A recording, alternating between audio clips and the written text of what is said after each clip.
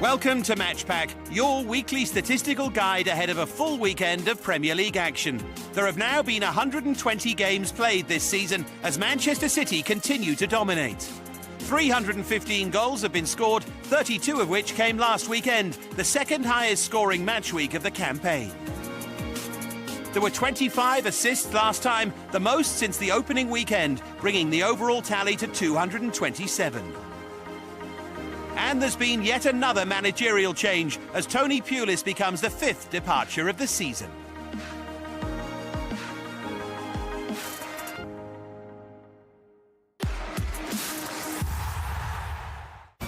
Another win for Chelsea and another victory for Antonio Conte.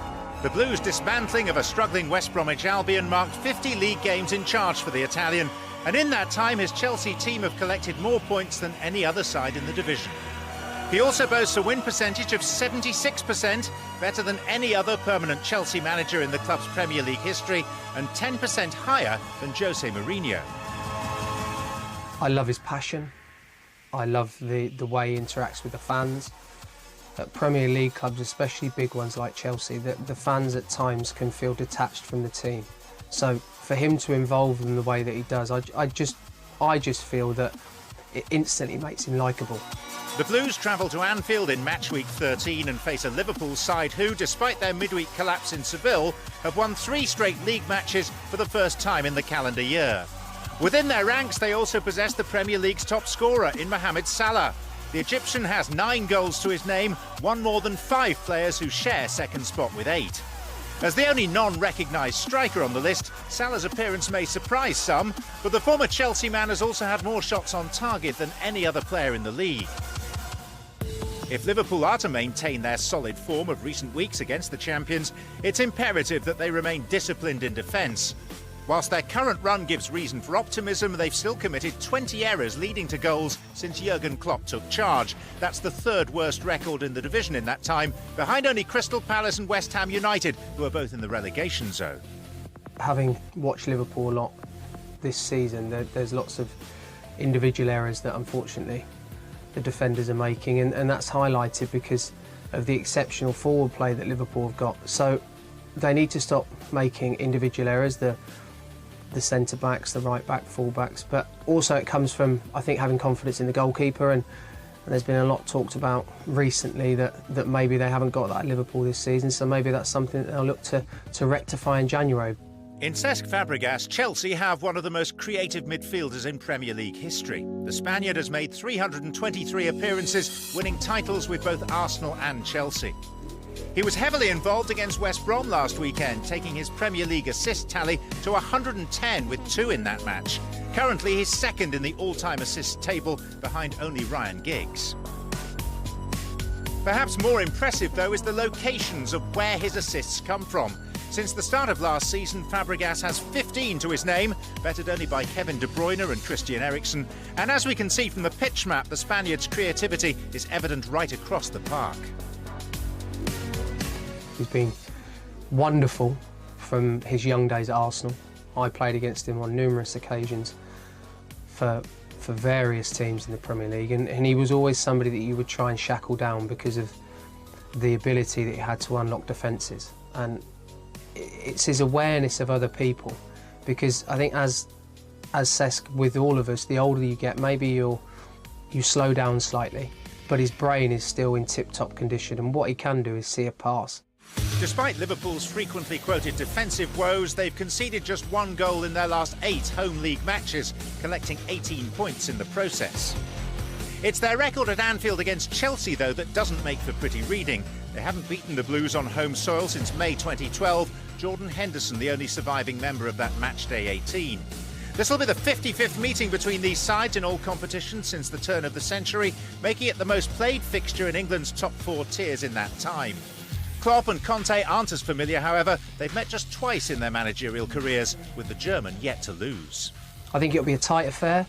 The speed at which Liverpool attack, I think, is going to be vital for this game, and it's how high up the pitch they can win the ball back that I believe will probably either be success for them or failure. But it's going to be an intriguing game, and one that I'm really looking forward to watching. Following their 4-0 defeat by Chelsea, 17th placed West Bromwich Albion parted company with Tony Pulis earlier this week. The writing was on the wall for the Welshman, with the Baggies winless since the second match week of the season. As for this weekend's opponents, Tottenham Hotspur, their disappointing derby defeat to Arsenal leaves them with just one league win in their last 3. As the search for a new man starts, there's evidence to suggest that Pulis' dismissal was justified. He leaves behind him a poor run of recent results. In the last 21 games, they accumulated just 12 points, scoring only 13 goals. Well, I think if any team is struggling in the Premier League and are after a manager to keep them up, Tony Pulis is the man you turn to. You know, so the fact that they've parted company with him is a slight surprise. However, you know, results haven't been great for Tony Pulis and West Brom. 2 wins in 21 is a very alarming stat, and you know, the fact that they haven't been playing well at the same time is disappointed the West Brom fans. So, you know, the board obviously felt it was time for him to move on. Tottenham's home fortunes are beginning to turn around. Since failing to win any of their first 3 games, they've been victorious in each of their last 3. It leaves them with a 50% win rate at home, a number they'll have to improve to mount a title charge. It was a 6-goal thriller when these two met back in April 2014. Stefan Sessegnon made it 3-0 to the Baggies after 31 minutes, but an own goal from Jonas Olsson, coupled with a spirited Spurs comeback,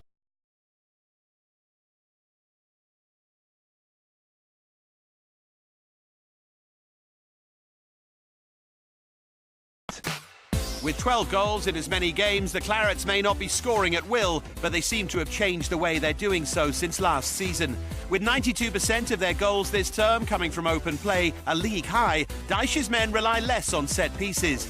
Add to that the fact that on average they're completing more passes in the opposition half than they did last season.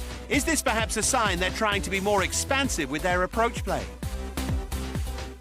I think Burnley have a very good setup because it's strange, but all the players they know perfectly the mission on the field. The rules is very clear for all the players. An element of Burnley's attacking play that doesn't appear to have changed is where they're scoring from. The Clarets have scored 70% of their goals this term from outside the box, a figure not dissimilar from their mark from last campaign, a league-high 21%. Arsenal's poor away form can be attributed to the amount of defending they're forced to do when on the road. In their 6 away games this season, the ball has spent an average of 25% of the time in the Gunners' attacking third. That's compared to a figure of 32% at the Emirates Stadium, giving them more time in advanced positions. Yes, I think Arsenal, unfortunately, they play conservatively when they play away. Normally, Arsenal, when they play away, the most important is always to try to attacking the opponent. So it's not, for the moment, it's not the good season for Arsenal. Away from home, Wenger's side have scored fewer than half the amount of goals than at the Emirates in the same amount of games, as well as having considerably fewer shots on target. So against a rugged Burnley side, how will they fare? It's very difficult to score against Burnley, especially when they used to play at home. But I believe on Arsenal, I believe on the player. So my prediction is 2-1 for Arsenal. Paul Pogba has made a welcome return to the Manchester United side. The Frenchman's been involved in 8 goals in his last 6 Premier League appearances, either side of his spell on the sidelines through injury. As well as getting his name on the score sheet, Pogba also provided the assist for Anthony Martial's opener in last week's win over Newcastle United, increasing the 21-year-old's goal tally to 5 from 11 appearances this season, one more than he managed in 25 games last term. At the back, Jose Mourinho's side are equally as impressive, shipping a league-low 6 goals since the start of the season. In fact, the solitary goal scored by Newcastle was the first Manchester United have conceded from open play at Old Trafford in the Premier League in 2017. This weekend, they'll look to extend their 23-match unbeaten home run as they host Brighton and Hove Albion, who've themselves been impressive of late when playing away from home, creating 37 chances and registering back-to-back victories on the road. Their passing accuracy has also been admirable, successfully completing 78% of their passes when playing away from the Amex Stadium, marginally higher in comparison to when playing at home. Chris Hughton's side stretched their unbeaten run in the competition to 5 games following a spirited draw with Stoke City on Monday. They've dropped 1 place from last week, but almost a third of the way through the season they occupy a top half position. Quite an achievement for the soaring Seagulls. Their trip to Old Trafford begins a run of 10 games in 37 days.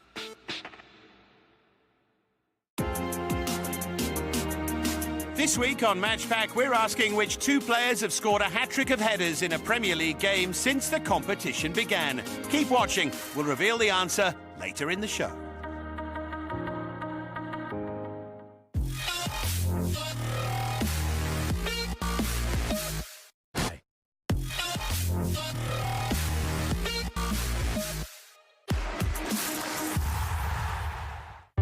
David Moyes' first game in charge of West Ham United didn't go to plan. His side were beaten 2-0 at Watford, leaving the fans frustrated, and the Hammers winless in their last 5 Premier League games. In fact, West Ham have never survived a Premier League campaign with a smaller points tally after 12 games. 2010-11 was the last time they recorded fewer, and they finished that season rock bottom of the league, whilst their 2003 demotion saw the Hammers 2 points better off at this stage. Part of the problem has been their inability to settle at their new home. In fact, since moving to the London Stadium in 2016, they've managed 6% fewer wins and averaged 0.3 less points per game. You know, the fans are so far back from the pitch. It's not like the West Ham Stadium of old. It's a brand new stadium, and I think it takes a while to adjust, you know, both for the fans and the players. And but I think on the pitch, I think Moyes obviously will definitely try and get them more defensively set up when they don't have the ball, and try and concede less goals, of course. As with most managers, David Moyes comes with a better home record than away, and that could help turn the London Stadium into a fortress. Throughout his career, he's managed to win just shy of half of the games he's been in charge of at home. Most of those victories came during his 11 years with Everton. His highlights included finishing 4th in 2005 and making the top 7 in all but one campaign from 2006-07 onwards. Remarkably, Moyes' Everton side accumulated the most headed efforts and headers on target between 2003 and 2013. Manchester United, the only team to score more headed goals in that time. That's good news for West Ham, as his style of play could suit them and their main striking outlet Andy Carroll pretty well. Since his permanent move to West Ham in 2013, the Hammers have had the most headed efforts on target. While since his Premier League debut in 2007, the Englishman has been the 4th most prolific forward in terms of both headed goals and headers on target.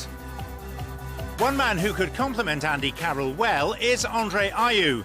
The Ghanaian has been the Hammers' highest scoring forward since the beginning of the year, ranking 1st in terms of goals, assists and shots on target. I think Ayew and Carroll would work really well together with a big man, and Ayew's, you know, not a small man, but he's smaller than Carroll, of course, and he's nippy around the box. You know, I think his movement and stuff cause teams problems, and that's why he gets goals. Although Leicester City have been less impressive going forward since Claude Puel took over from Craig Shakespeare, the Frenchman has managed to shore up a leaky defence, his team facing on average 3.8 less shots per game. You know, they've had a positive start to his, you know, reign at Leicester. Be interesting to see how they go on, because some Leicester fans, when he got announced, weren't overly excited about him. They thought it was an easy, sort of boring choice, perhaps, for some of them. But he's had a good start. You know, we'll find out over the next couple of months how good a manager he is. And one man in particular has benefited from Puel's appointment. Demarai Gray was unable to score in 544 minutes for Shakespeare, but scored for Puel after just 29. I think now Puel's come in, probably put an arm around him and said, you know, you're going to start most weeks, and that's given him a huge lift. I think he signed a new contract as well, so, you know, his confidence is really high at the minute, and that, I suppose, comes from the manager and the club backing him with a new contract. West Ham are in desperate need of points, whilst Leicester want to get back to winning ways. So what will be the outcome when these two newly appointed managers face off at the London Stadium? I mean, obviously Puel and Moyes have just come in not that long into both sets of job. West Ham, for me, conceding too many goals. I think it'll take, you know, Moyes a bit longer to get the balance right of sewing it up. And Leicester are always very good in the counter. I'm actually going to go for 2-2 draw. Southampton slipped to 14th place after a defeat at the hands of Liverpool as their poor away form continues. Everton's 12th goal of the campaign was not enough to earn them more than a point at Crystal Palace.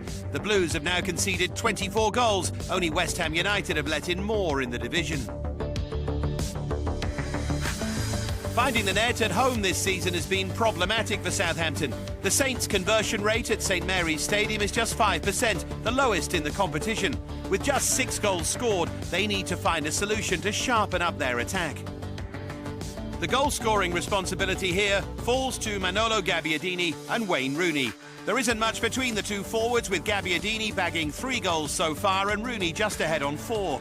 With the Italian featuring in every league game this season and Rooney in all but one, both have been heavily relied upon. Well, I think it's been very difficult for them both. I think, you know, the expectation levels on their shoulders has been massive. Wayne Rooney, you know, especially expected to score the goals. The same for Gabbiadini. And that can come with its own pressures, you know, the fact that both teams are creating enough chances for these strikers to score, yet they've still scored the goals they have, shows what quality players they are. It was a one-sided affair when these sides met 2 seasons ago. Goals from Romelu Lukaku gave the visitors a commanding 2-0 lead before Ross Barkley secured the 3 points. The result was the first time that Everton had tasted victory at St Mary's in over a decade. Will this weekend see more sweet success for the Toffees?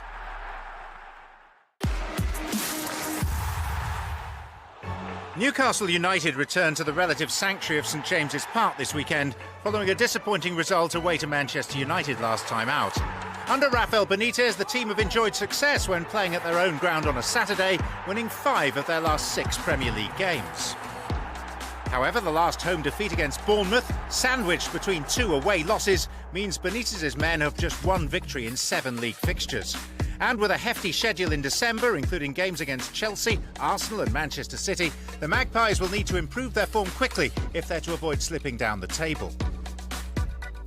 Before all of that, they host a Watford side who've refound some of their confidence, especially when it comes to recovering the ball. Abdoulaye Doucouré leads the way among outfield players, winning possession back for his side a league-high 111 times. Added to his passing accuracy of 87% and his 4 goals, the midfielder is proving to be an integral part of Marco Silva's side. Their victory over West Ham United ended a run of 3 Premier League defeats and brought some relief to Vicarage Road. Speculation over Silva's future continues, but Watford will want to ignore that and continue their fine away form. They've already won 3 matches on their travels since his appointment, the same as under predecessor Walter Mazzarri during the whole of last season.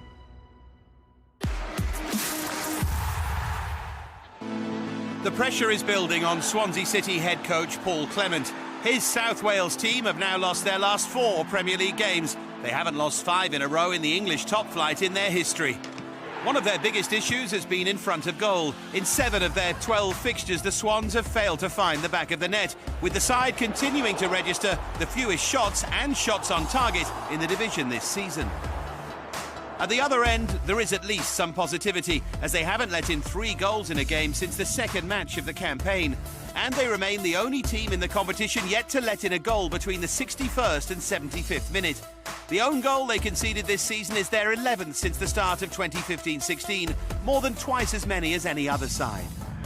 Bournemouth head to the Liberty Stadium boosted by the fact that Callum Wilson became the first Englishman to score a Premier League hat-trick this season, as his performance helped his team see off Huddersfield Town.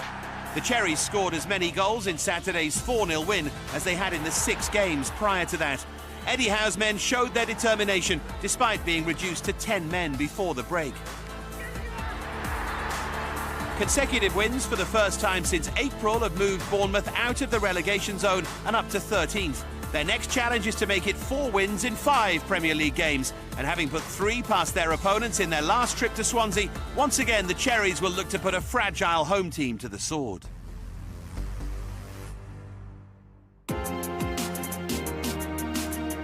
Earlier, we invited you to name the 2 players to have scored a Premier League hat-trick of headers.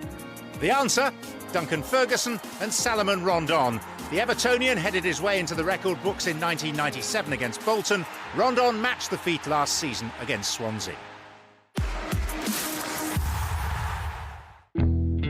Despite still being rooted to the bottom of the table, Crystal Palace are showing signs of improvement, grinding out a 2-2 draw with Everton last time, with Wilfried Zaha proving to be a key figure for the Eagles. It was a similar scoreline for Stoke City, who failed to hold on for a victory that would have lifted Mark Hughes' side into the top half of the table. The Potters' shooting accuracy away from home this season is certainly a concern for Hughes. Just 26% of their shots have been on target when playing on the road, the 4th worst record in the competition, a significant decline in comparison to the 39% they averaged last season. If you're still getting the results you need, but you have less conversion, then that's fine. And up to now, Stoke have done okay away from home. It's the home form that's been a touch of a concern. And, I think Mark Hughes will be pretty happy with the way it's gone. In contrast, Roy Hodgson's side seem to have turned a corner. Palace have scored 2 or more goals in 3 consecutive top-flight home games for the first time since August 1991. And as a manager, Hodgson has lost only 41% of his Premier League games in charge. It was a landmark moment for the Eagles in this fixture 2 seasons ago as they secured Premier League safety. After falling behind to a neat Charlie Adam finish, an inspired second-half double from Dwight Gale gave the South Londoners another guaranteed year of top-flight football.